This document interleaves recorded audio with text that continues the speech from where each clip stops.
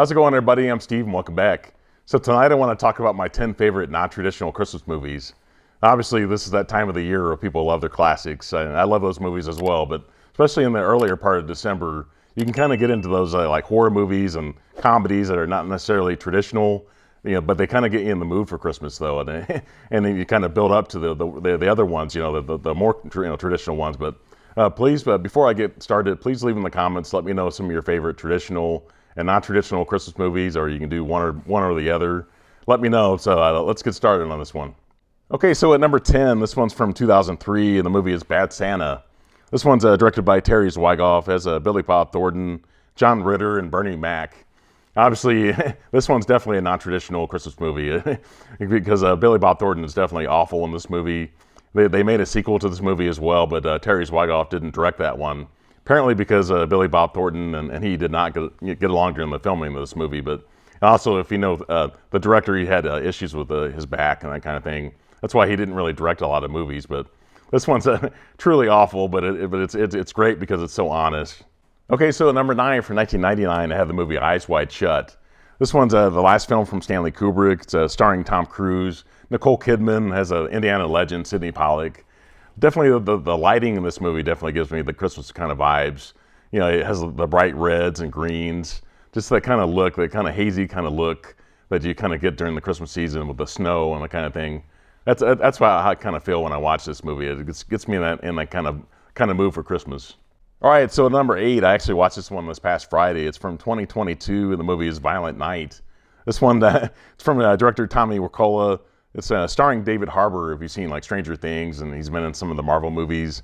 It has John Leguizamo, he plays a good villain in this movie.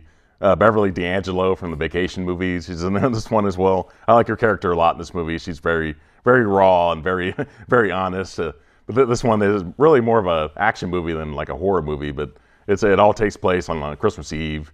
So it definitely gives me those vibes. It's also like a comedy, kind of mixes in things really well. Okay, so at number 7, this one's from 1969. It's called On Her Majesty's Secret Service. If you know my channel, I'm definitely a huge James Bond fan. And this one's directed by Peter Hunt. It's actually starring George Lazenby. If you know James Bond, the story, he's the only actor to ever play that character once. It was like in between the two, Sean Connery movies. But actually, I think this one's probably the best story of any James Bond story because it's definitely heartwarming and heartbreaking as well. It takes place during the holidays. It has Diana Rigg, if you ever watch Game of Thrones, she was on that show. Has the late Telly Savalas. This one's great, though. It definitely has that kind of vibe. There's a lot of snow in the movie. Kind of gets in that kind of spirit. If you watch it was like TBS or TNT, they usually show a lot of James Bond movies during the holidays. This is usually like one of them. George Lazenby wasn't great. He's not a great actor. Peter Hunt was basically like an editor, and the way he cuts this movie is very, very, very action oriented. It fit great for that character, but I'm glad that Lazenby didn't come back to play another one. I think he did a great job in this one, but he wasn't a great actor at all. He was like a model basically. But still, if you ever watch this movie, I think any James Bond fan's gonna love it. Okay, so at number 6 from 1987, I have Lethal Weapon. This one's from director Richard Donner. I've seen a lot of people list this one as one of their favorite non-traditional Christmas movies. Obviously, it's starring Mel Gibson, Danny Glover, Gary Busey. I actually read the original Lethal Weapon is probably going to get a 4K release on May 20th of next year, which I'm really excited about because if you've ever watched this movie on especially the original one on Blu-ray, it looks terrible. It has a lot of blurriness to it. I think the other 3 on Blu-ray look fine, but I can't wait. I definitely want to at least upgrade the first one to 4K. But this one definitely gives me holiday vibes. Okay, so number 5, this one's from 1983, and the movie is Trading Places.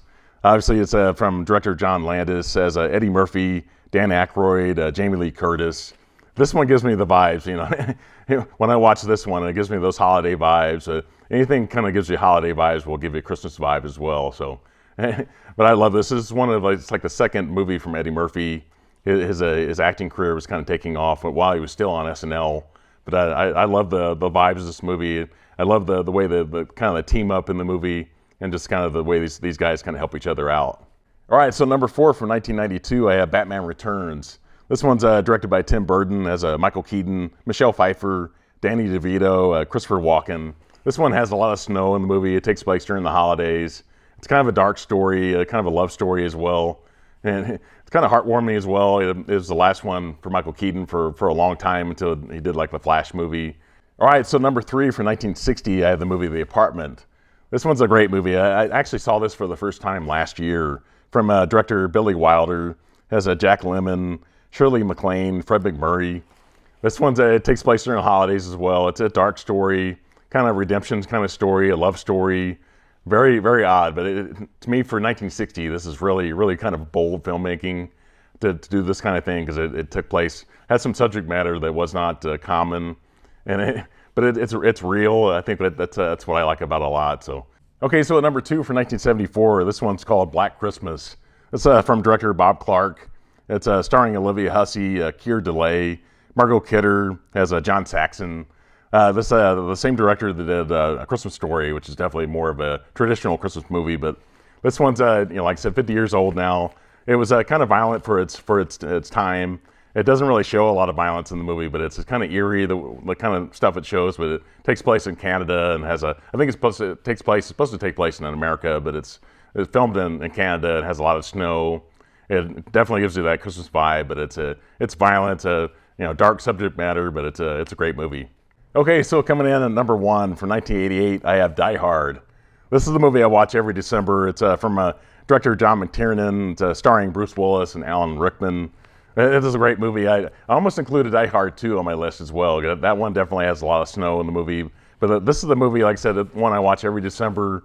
It definitely gets me in the holiday vibes. I probably watch it like maybe a day or two before Christmas a lot of times, or like the weekend before.